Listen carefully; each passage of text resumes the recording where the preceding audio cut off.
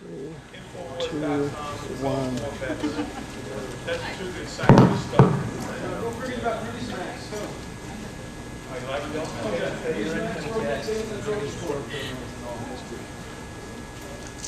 Well, thank you everybody for coming.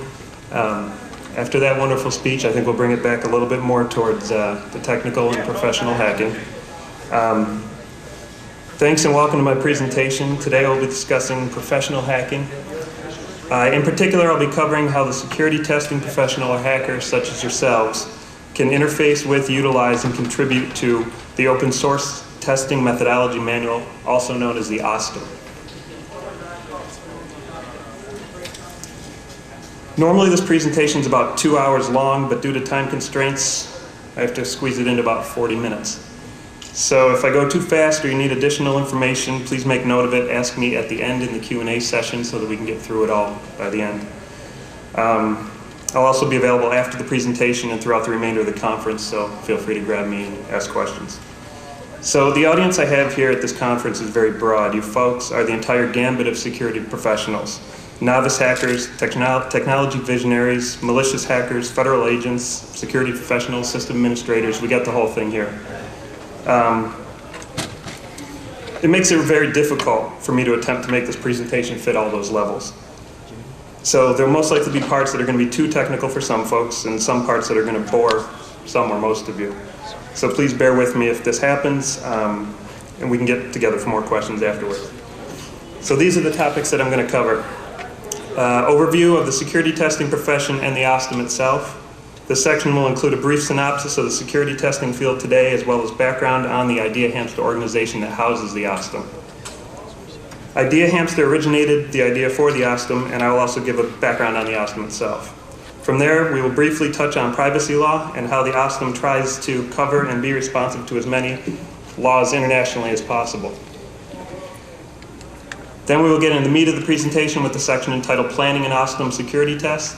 It is obvious what that section is about. Then we'll go over in some detail the testing process that has to be covered to be an OSSTM certified test, and evaluation of that output and results, and finally the Q&A. So just what the hell is an OSSTM anyhow? Let me take a step back and give you a little background on myself. I'm the director of the Knowledge Transfer Project of the Idea Hamster organization and have been involved with it since its inception in January 2001. Basically, this just means I spend my time figuring out how to get the word out about our project and our open source manuals to people like yourselves. Idea Hamster is not a profit-making company or organization. Instead, we're a house for open source projects. So all the travel, lodging, everything comes out of our own pockets to do these presentations to you guys to try to get people to sign up and help this thing grow. I'm also a primary contributor to the OSSTM itself, and I have helped on many of the modules and given significant feedback in the peer review process of the manual. I'm co-founder of a company called Security Sciences Corporation, as well as a freelance security consultant to both government and private industry. The Idea Hamster organization. It's an organization dedicated to the development of security standards through the open peer review process. The organization is an independent third party and receives no money or benefits from any commercial means. Anyone is allowed to comment, criticize, and contribute to any of the projects or submit new ones. Whether or not the project becomes a standard is purely up to peer review and overall acceptance through non-commercial and non-political means. It means you guys make these things real. You guys make these things grow and become solid. We were established January 2001 as simply a small idea. We let the hamster run free and many projects grew out of it. The list of projects is always growing in a state of flux. Currently we have the open source security testing methodology manual, the one I'm going to talk about today, the Jack of all trades security testing training supplement, which is a technical training supplement to the OSSTM itself, the secure programming standards methodology manual, which is a supplement to the OSSTM for the development of secure code for internet applications, and some OSSTM tools that are also in development. These tools are all GPL tools and are all released open source to support the adoption of the OSSTM. All Idea Hamster projects maintain a simple theme surrounding information security and best practices. All documents written use an open peer review process which allows all professionals in the field to comment and or review each other's comments for inclusion into the document. Idea Hamster itself is independent, non-political, non-profit, simply the organization of the peer review process, the coordination of the data, and the hosting of all the information. The rest is up to you guys. So the OSSTM project. The Open Source Security Testing Methodology Manual, OSSTM, is the first and most widely accepted standard in the development for the security testing of internet systems and networks.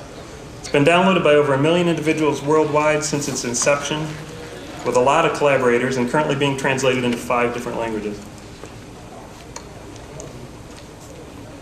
The OSSTM is truly an expression of expert collaboration, of expert knowledge.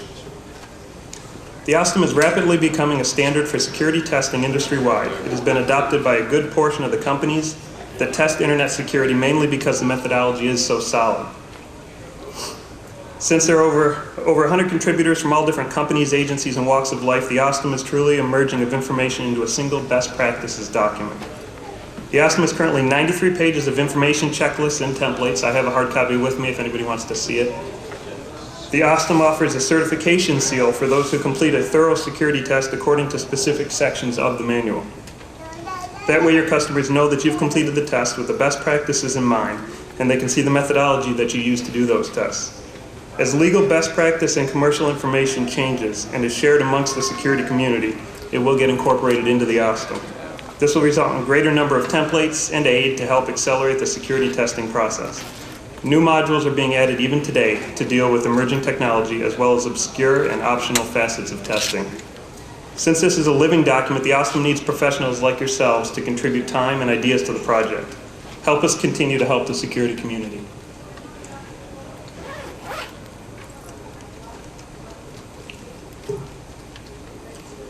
All right, as we all know, the stats of computer security breaches are on the rise. I'm not going to bore you with all the usual bullshit about 85% of respondents detected, blah, blah, blah, all that crap.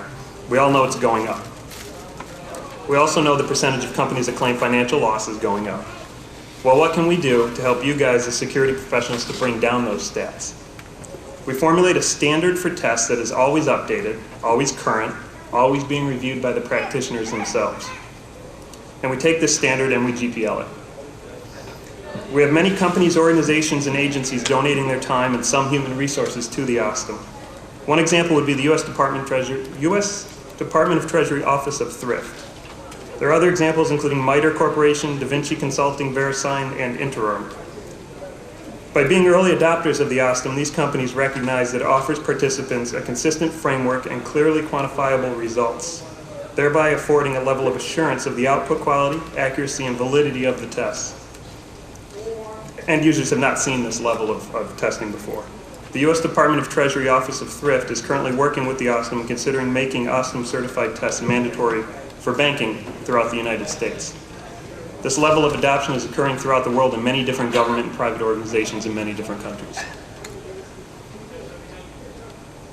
So let's take a quick step backward here and cover what exactly meant by security testing. What's the definition of a security professional? A security professional has to be one of the most difficult professions in the information technology field. A security professional has to know not a little bit about a few things, but a lot about everything. Security professionals have to be network architect, software tester, programmer, safety engineer, business manager, operations manager, marketing specialist, HR manager, incident response engineer, among other things. If you aren't proficient in all of these fields, you need to, at a bare minimum, communicate clearly and effectively to the organizations that are experts in the field. Without constant communication with those experts, your security tests are doomed to fail. The OSSTM has contributors from all of these fields and others.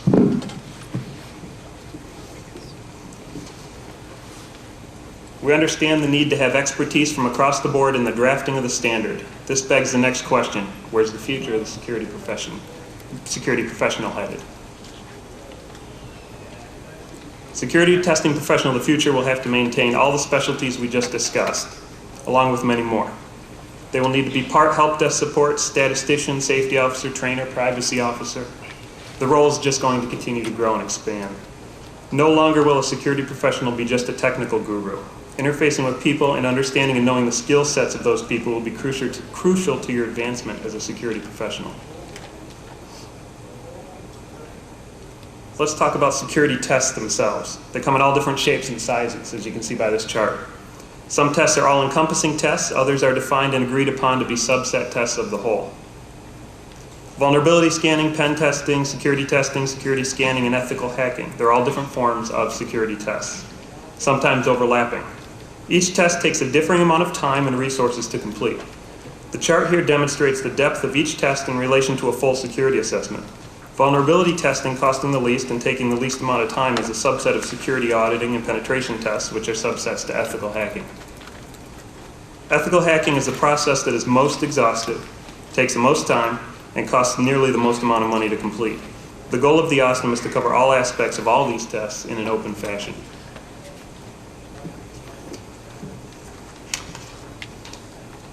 So I actually considered taking this section out because of the experts that are here, one of which I am not. But privacy laws play a strong role in methodology used in security testing. Depending on the laws in your local jurisdiction, there will be certain tests that can or can't be done and information that must legally remain secure or stored for significant periods of time. These privacy laws are dependent upon your country, state, region, etc. Both pros and cons result from these privacy laws. Privacy laws generate awareness to the non-security community as a whole. That's a good thing.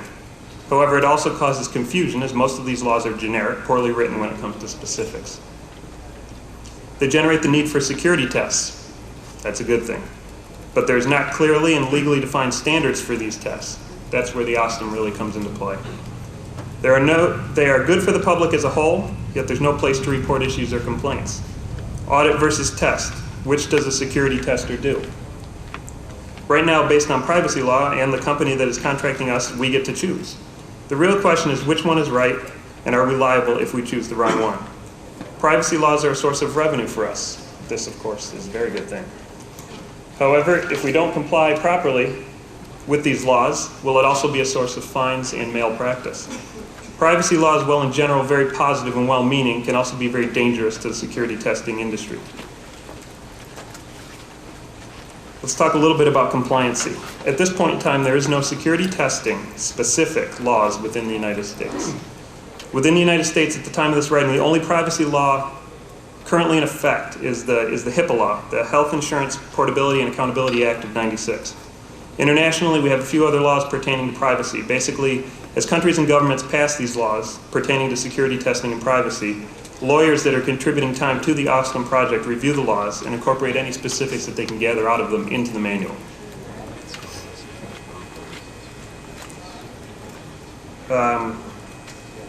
The OSSTMM tries to take into account as many privacy and security laws internationally as possible by doing that. One point of interest here is the NIST, the National Institute of Standards and Technology, has recently released a paper on security testing. After release of that paper, they have been in discussions with us at Idea Hamster and have included the OSSTMM in that next version of that paper, which is soon to be released. So you can see it's gaining ground nationally and internationally as attempting to become a standard.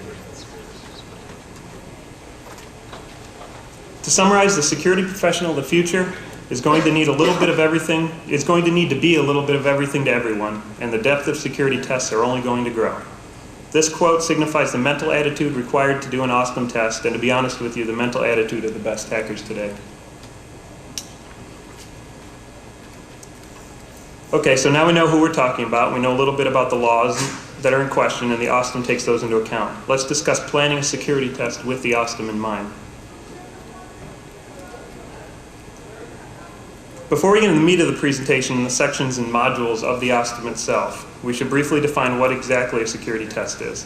The OSSTMM definition of a security test incorporates all of the listed factors. A security test must be quantifiable, consistent, and repeatable. It must be valid beyond the now time frame. By using the OSSTMM, we give the tester and the customer a way of timing the validity of the tests that are performed. Each module is given a time that it will remain valid. That time can be measured, and an indication of when a test should be re-administered can be gathered.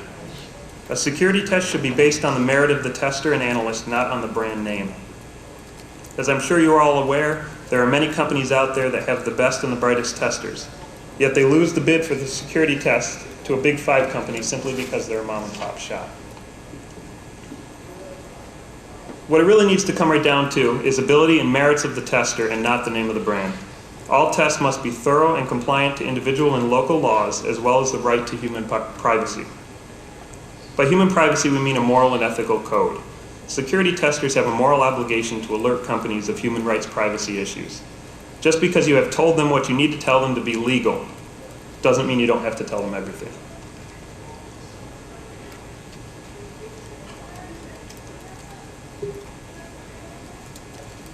Security testing in practice is more of a practical look at what needs to occur for a test to be successful. Defining usable security, not just pointing out tasks or problems that might be impossible to fix. You must make sure to look at all the results against the business justification. I mean, after all, we're talking about mitigating risk, not eliminating it. Most of all, we need to build trust. That means promote good security and do not promote paranoia with your customers. The media does a fine job of promoting paranoia, enough for all of us. So planning an OSSTMM security test. It's not necessarily as simple as, here, sign a contract and we'll hack your network. Although I'm sure a lot of private consultants and mom and pop security shops think it is. It's a very dangerous way of conducting your business. Planning a security engagement takes time. You need to understand many aspects of the customer's requirements and the engagement as a whole. From there, you'll be able to determine the time, man-hours, place, target, and their points of presence. This information is needed before you can even begin to give your potential customer a price quote. It's very difficult to give an average time for an OSSTMM test. One rule of thumb that's been submitted is for every 10 visible IP addresses and 1 tester, you can estimate 120 man-hours, including report generation. This is obviously debatable, depending on how automated the individual tasks are for each module and for your organization. Overall, the time can be determined from the number of targets, services and systems that need to be tested, and how big is the client's presence and what is the extent of the testing. Typically, the first step that's completed toward an OSSTMM security test is an assessment. An assessment consists of many sub-pieces that are all used in conjunction with one another to determine the overall cost and time of doing a full subset of security tests. Assessing the client is done either by remote, unobtrusive scanning or by asking the client to fill out a questionnaire or both. What you are attempting to determine is the cost in man-hours and resources it's going to take you to complete the security test. These variables are primarily determined from your distance, hops, to the client, the reliability of both the internet links and the links between, the size of the client, and the presence that they have. The ISP that is providing the client's bandwidth should also be considered, as well as the systems and particular services to be tested. All of these pieces of information, combined with previous experience administering OSSTMM tests, should lead a security professional to a reasonably accurate time and resource assumption. Remember, as with any project management, time can be shortened by adding additional resources to the project.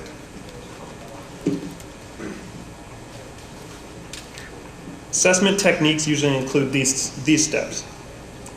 Remember, the point of an assessment is to determine the cost in man-hours of doing the entire project, so to accurately project the price in a quote to the customer. The point of this step is not to do a full security test of the customer's presence. There's a fine line here between an assessment and a test. You need to do enough accurate work to get a proper estimate, yet do not do too much that if you don't win the engagement, you haven't wasted resources that could have been used elsewhere. Simple ICMP and TCP scanning should be used to scan the potential client's IP ranges. This will show you how many external-facing internet addresses may need to be tested during the engagement, along with some of the services that are being offered. DNS scanning should be used to look for any information leaks or IP address information. Routing review will help determine choke points for DOS and DDoS, as well as what ISPs and networks are between you and the target network. Network registration review, web crawling, search engine newsgroup crawling can determine additional information leaks and data for your assessment. The tasks used in the techniques we just discussed can vary wildly. You as a security professional need to weigh the time invested against the reward of winning the contract and accuracy of the time and resource quote given. Some of the tasks are listed here on this slide. For example, we can look at name server responses in the form of examining domain registry information, finding the IP block owned, and questioning the primary, secondary, and ISP name servers for host names and IP addresses. If the name servers are not properly secured, you might be able to get a list of all IP addresses and host names that are published externally. Determine the outer network layer and routers via TCP and ICMP ping sweeps and scans. This and other more advanced techniques can be used to determine a semi-accurate network map.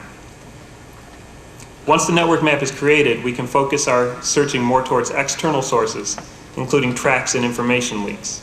Searching board logs, intrusion logs, newsgroup postings, much data can be gleaned on the target organization.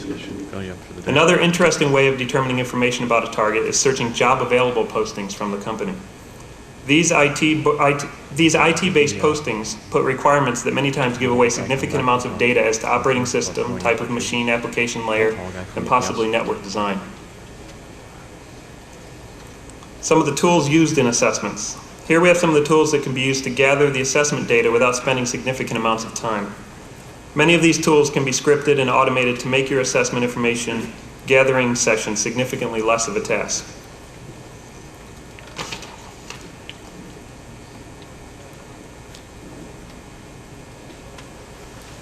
So after you've spent time collecting the assessment information about the potential client, you might possibly be able to draw a map somewhat similar to this. Normally, the maps that are generated from a security perspective simply include the physical network devices and the interfaces to the public from them. Of important note on the picture we have here are the information gathering results.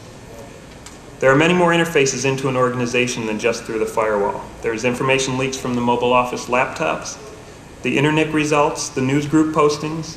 All of this data, when combined and properly mined, can be pieced together to interpolate much more important pieces of data, the end result of which might possibly be the compromise of the client's information resources.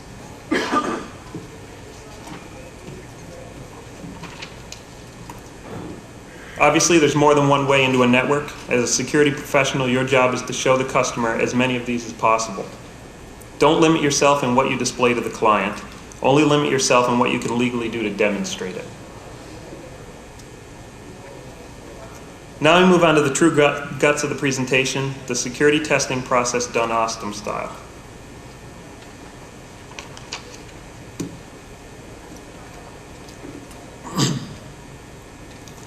The OSSTM defines the process of a security test as being evaluated on these four areas: visibility, access, trust, and alarm. All of your output will be evaluated on these four tenets. Visibility is what can be seen, logged, or monitored in the security presence, both with and without the aid of electronic devices. This includes, but is not limited to, radio waves, light beyond the visible spectrum, communication devices such as telephones, GSM and email, and network packets, of course, TCP/IP. Access is an entry point into the security presence. An access point need not be a physical barrier. This can include, but is not limited to, a web page, a window, a network connection, radio waves, or anything in which a location supports the definition of quasi-public, or where a computer interacts with another computer within a network. Limiting access means denying all except what is expressly permitted financially and in best practices. Trust. Trust is a specialized pathway in regards to the security presence. Trust includes the kind and amount of authentication, non-repudiation, access control, accountability, confidentiality, and integrity between two or more factors within the security presence. And last, alarm. Alarm is the timely and appropriate notification of activities that violate or attempt to violate any of the other three tenets: visibility, access, and trust. In most security breaches, alarm is often the single process which initiates further consequences.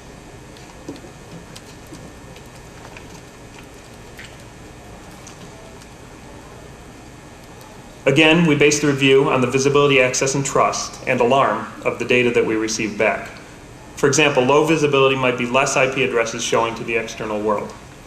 An example of access might be streaming media that your customer currently allows access to for the users. Is it business justified? Do they actually have a need for it? Do you have a high level of access just because,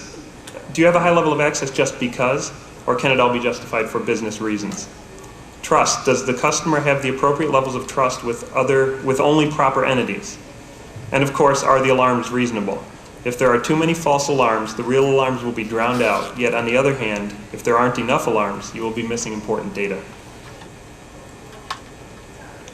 So let's look at the security map. The security map is a visual display of the security presence. Within the OSSTM, we break the security presence into sections, modules, and tasks. The sections directly correspond to the 6 sections in this security map. These sections represent the security presence of a company Internet security, information security, physical security, communication security, wireless security, and security training. This is a close-up of those sections, demonstrating how they look as a whole. These sections are the whole security presence and model divided into manageable, testable slices. The connectedness of the map is also of significant importance. Everywhere the sections overlap, there's an overlap in definition. For example, where security training intersects all of the bottom three, communications, wireless, and internet security, it is understood that there has to be security training in each of those disciplines to the customer for a security test to be successful. Another example is physical security and information security. They overlap because if I can get into your server room with a boot disk, I've owned one or all of your machines. There is a distinct interaction and correlation between all of the sections that form a full security map for a security tester to go by. So let's go over each of the sections a little bit closer.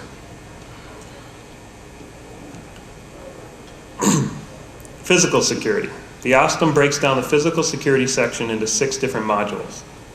Access control testing, perimeter review, monitoring review, alarm response review, location review, and environment review. Each of these modules is then broken down into specific tasks that a security tester can easily and repeatedly perform to allow a thorough testing of physical security.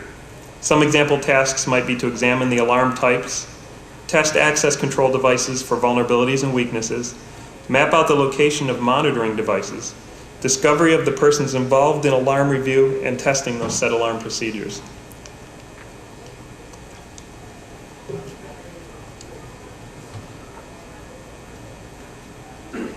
Before I move on to the next 2 sections of the OSSTM, I want to point out one of my favorite slides of the presentation.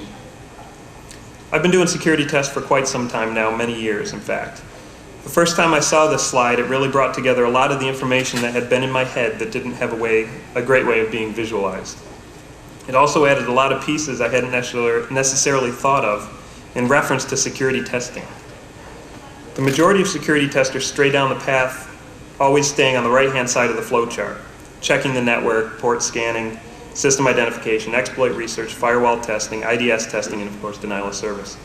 Very few and sometimes only the best security testers take the time to do some of the more obscure tests such as competitive intelligence scouting, document grinding, containment measures testing.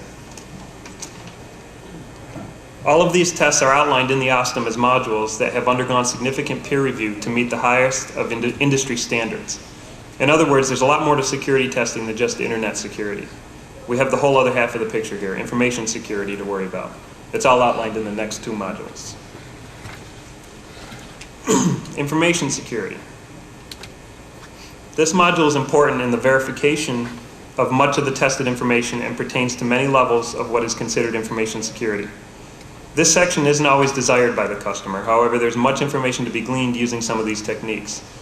The information found can help piece together some missing parts when it comes to what end result the customer really does want to see. Tasks in this module include searching news groups for references to and submissions from people within the organization, searching documents for hidden codes or revision data, such as tracking changes being left on, examining P2P networks for references to and submissions from within the organization. Any and all of this information that is publicly available can be used to penetrate and gather additional data during the security test.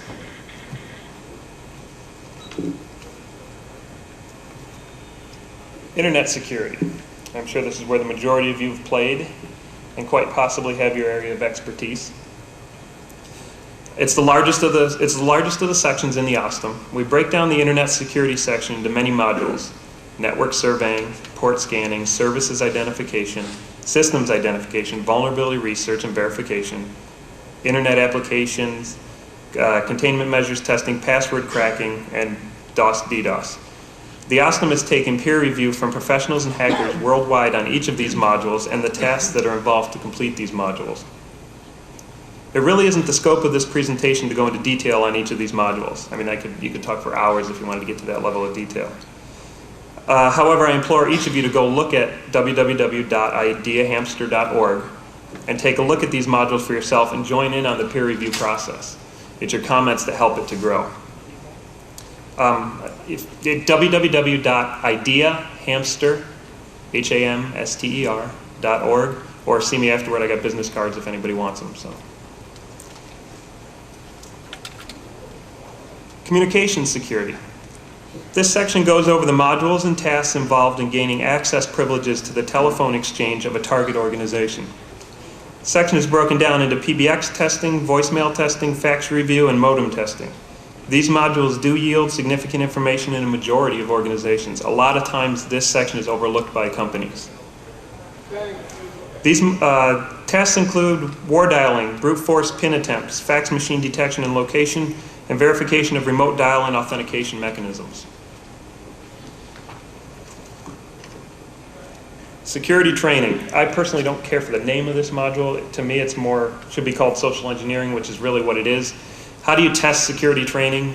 One effective way is to attempt social engineering to see who's educated on it. The way that's suggested is through social engineering attempts. We've broken down this section into 3 modules: external requests, forged internal requests, and guided suggestion. As an example, external request module breaks into tasks such as querying gateway personnel over standard communications media when the gateway person themselves have the authority to grant access privileges to others. The forged internal request module involves impersonating a trusted person to subvert the internal person into disclosing information concerning the target organization. Guided suggestion module involves subverting trust via guiding the person at the other end of the communication medium into downloading or going to specific malicious internet locations and downloading specific content. Wireless security, grown significantly in the recent past. As such, the OSSTM has increased this module and task count in this section to match. Wireless security currently includes wireless networks, cordless communication testing, public and private privacy requirements, infrared systems. This module is going through constant review and testing as new techniques come into being.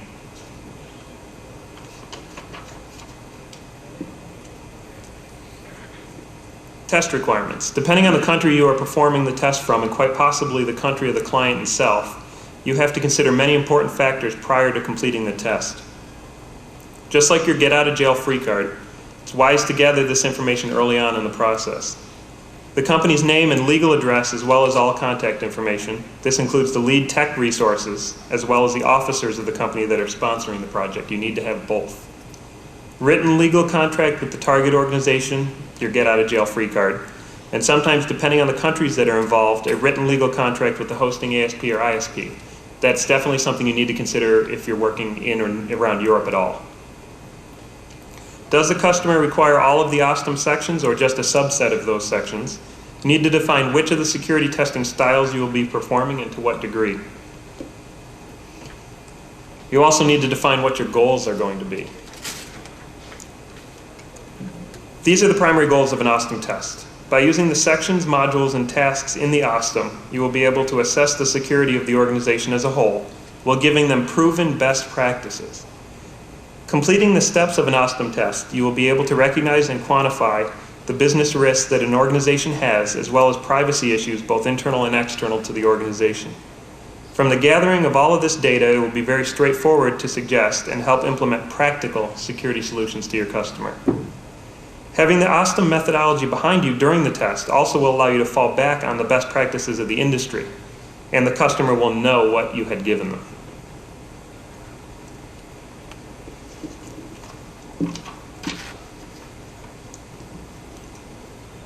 All right, let's talk about limits of a security test. You have to be sure many things while doing a security test, the most important of which is do not cause any unauthorized downtime and loss of revenue to the customer. That's very key. Doing so is very detrimental to your credentials as a security professional. Try not to lead the customer into a false sense of security and avoid the politics within the organization if at all possible. Be careful not to waste any resources of the organization in the form of unintentional alarm states. If it is a goal of the test previously stated during the goal outline stages, triggering alarm states and reviewing the responses is acceptable. In other words, be careful and always know your limits. Don't overstep your bounds. OSSTM reporting requirements.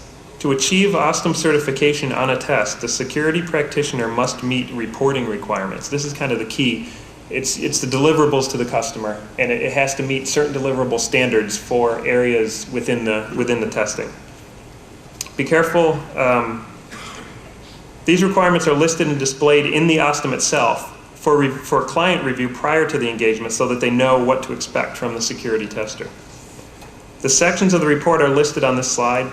Most of them are fairly obvious as their need. Of course, a security test can still be an OSSTM test even if the report doesn't have all of these sections, assuming that it's restricted because those sections aren't applicable or within scope of the customer's requirements. As we've shown, the OSSTM is divided into modules, sections, and tasks. The sections directly correspond to the main divisions of the security map and are also in direct correlation to the internet presence points. When doing an OSSTM test, the security tester flows from one module to the next module by using the tasks listed in each module. The input to a module, when processed using the tasks listed, will generate an expected output. That output is then taken and fed into the next module and augmented with additional input information. This module generates the next set of output, and so on and so on. The output is simply a result of the completed tasks of a module based on the input put into it.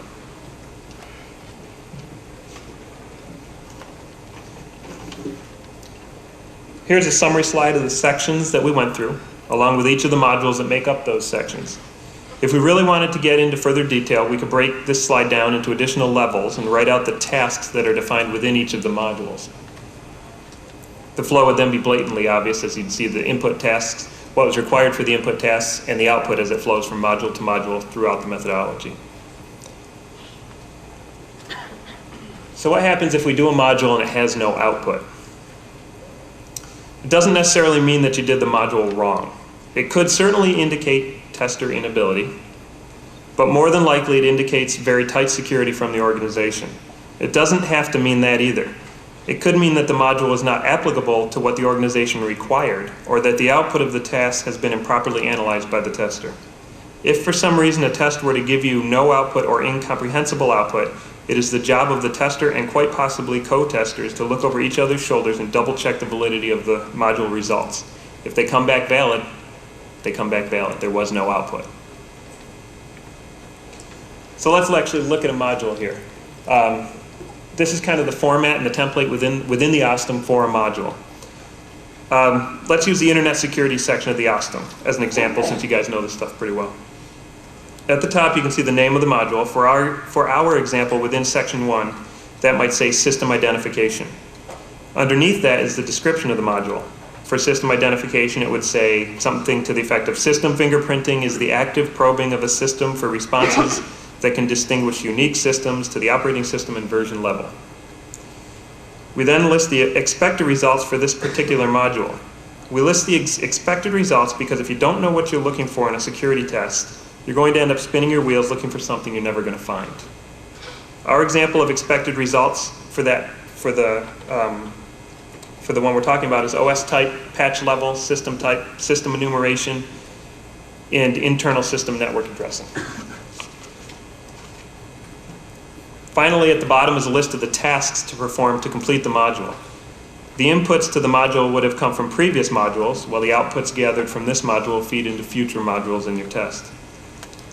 Since we're doing system identification, some of the tasks listed in the OSSTM for this module include examine system responses to determine operating system type and patch level, examine application responses to determine operating system type and patch level, search job postings for server and application information from the target, etc. Process of a security test. Definition of the process types of an OSSTM test. Just like any good security test, you can break up the modules and tasks into two categories. Passive and intrusive attacks. Passive attacks will not affect or trespass on the target systems at all. No degradation of remote services in the least. Intrusive attacks will trespass on target systems or networks and quite possibly can degrade or utilize services. Dedicated sniffer box being attached to the network, an appropriate checkpoint, passive attack. SYN flooding the web server to discover the ability of the router and end server to handle high traffic loads or essentially DOSing their network, intrusive attack. Evaluation of output. This is a very important piece of the security puzzle. You need to understand how to evaluate all the output based based upon the tests that are completed. So let's take a quick look at the evaluation process. I'm running low on time here, so I'm going to fly through this. Again, we go back to the 4 tenets of visibility, access, trust, and alarm. When the output is returned from each of the modules, a good security tester will evaluate it on its visibility. I know none of us in this room has ever had a company or organization tell us, oh, that machine. Yeah, we don't publish that machine's IP address, so nobody knows it's there. Well, it's visible and has high visibility to anyone who is actively searching the company's IP address space. So knowing the ports, types of systems, all of your output should be looked at for its visibility to an external source. Access. Access, as the data is returned from the modules, we need to evaluate it against its accessibility. Do you really need access to web, or do you really need web access to MP3 files for your internal users? Do you really need streaming media from CNN.com? All data must be evaluated against access. Is it business justified is basically the question you need to ask yourself and the customers. Trust. How much can people trust your systems to be up? How much can they trust the integrity of the data that you are sending them? Some pieces of the puzzle include authentication before data is submitted, non-repudiation of the data, access controls of the data, and data confidentiality. Do the business partners have a higher level of trust than they should, or are they limited to what they really need to know? And last, alarm.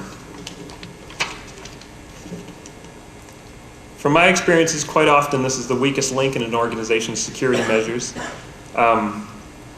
Too many false alarms, the true alarms are going to get drowned out. Too many alarms, and you're bound to be missing some of the right ones, some of the true ones. There's a fine line to the alarm quantity that meets but does not exceed expectations. Make sure the company is not crying wolf. Also note what alarm systems are being used and if they are adequate to catch the output that is coming from the modules.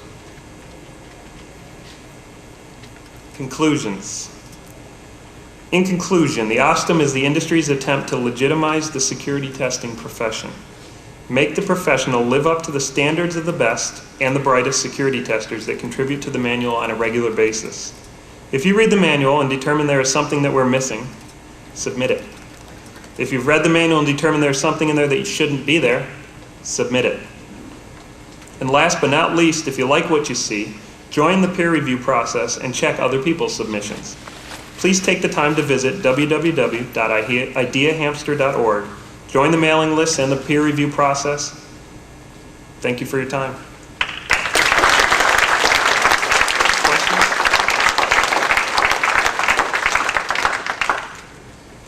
I don't see a lot of emphasis on identifying organization's assets before deciding what to test. Is that one of the modules? It's incorporated across the board in a few modules. If you go down to the task level, it may be something that we should expand on. I seriously consider that as something that should grow into potentially a module of its own. And I also see an emphasis on the outsider risk, outsider That's correct. attacker, and not the insider threat. That's correct. It is predominantly targeted at outsider threat. It's not necessarily something you'd use on an internal security audit, although it could be applied there. Also, I'm not sure I see a lot of explicit review of policies and procedures. Is that at the task level, it gets down to that. I can only break it down so far in an hour. Like I said, this presentation, it's 3-4 hours long if I want to go all the way down into it. So. Hi, I know you talked a lot about local laws and geographical laws applying. I just wanted to know, is that really more where the client is located or where the testers are located, or sort of you have to adhere to both? It's both. It's absolutely both. The laws part is something that actually I don't know enough about, and I think a lot of the testers and a lot of the people contributing don't necessarily know enough about. We have a few lawyers that contribute, so as the laws come out, we try to incorporate them as best we can, but we could use any additional resources that people can donate in that area. I haven't looked at the OSSTM in about 9 months or so. A lot of changes. I can imagine. Does it include any guidelines or any modules dealing with third-party interactions with the customer that you're testing? Like example, potentially B2B, business partners or business partners or that kind of stuff? Yes, not specifically in the essence that it would say this is a module pertaining to that, but again, that's something that's folded in a kind of a theme across, because you have to evaluate all your output based upon the trust tenet. Right. So But a if lot you- of that, If you have something like if you're doing a full penetration testing and, you know, a business partner has access to your customer network, does it deal with how far you can go as far as accessing, as far as, getting into the determining- partners' areas, not per se, not per se. It's definitely something that you could submit though. You have alarm, but you don't have response to the alarm as a whole category. It's You have a list of what services are on or off, but you don't have the contingencies and the analysis of the control of those services. So let's say there's That a news actually- story and you want the screaming stuff to come in. You want to be able to analyze who controls turning it on and off and their ability to turn it on and off, and what are your responses when the alarm goes off. Right. Alarm is something you evaluate your output based upon. It's not that it's a module per se. So if you look at physical, let's look at physical security piece of it. Some of the tests are to trigger the alarms and look at the responses. So I think what you're talking about is task level stuff, then you evaluate it based upon the alarms. Does that make sense? Yes, but I'm saying you don't have an analysis of the response structure. Let's say it was a fire. I would have to All right, look the through alarm, it. you have the Yeah. detectors, you analyze the stuff, you don't have how do we evacuate the building, what things need to be saved, who is it that does it, where are the Yeah. wardens, you know, the whole structure involved in how to respond to the alarm after it goes off isn't being analyzed. Catch me afterward. I have the hard copy. We can go through. I bet you there's Okay. going to be tasks in there that address that. I don't know the task level. I don't have it memorized. I mean, it's almost a 100-page document. Sure. But I'll bet you there's task levels that go over that. One of the biggest things that I've run into, I actually work for a company that has HIPAA considerations, their medical information. Have you specifically started to address the section concerning HIPAA? One of my biggest concerns in that particular area is going to be the safe harbor clause for people that provide hosting services. We provide portals for medical information. And unfortunately, I think for our network, our security guy he's a policy writer. He basically has stood up and said, well, since we're doing portal hosting, then we can fall under safe harbor. We don't really need to worry about this stuff. And my jaw hit the floor. But I mean, how do we convince people that that's just bullshit? I mean, we need security.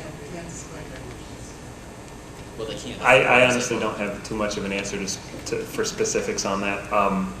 Again, I'm not a lawyer, so I've glossed over the HIP laws, and I don't know them nearly to the degree that you guys will probably know them. But in essence, we try to incorporate the pieces of the laws that say hold data this amount of time. If they're in effect as a law, we have to do them. I mean, whether they're right or wrong, majority of the time they may not be right, and I agree with you completely. But we have to include them in the methodology of something that we have to do until we can get them taken out. Once they're removed, we can remove them from the document, absolutely. But I don't have anything else than that. So I think we might be it anyways. I have 3 minutes. Okay, thank you.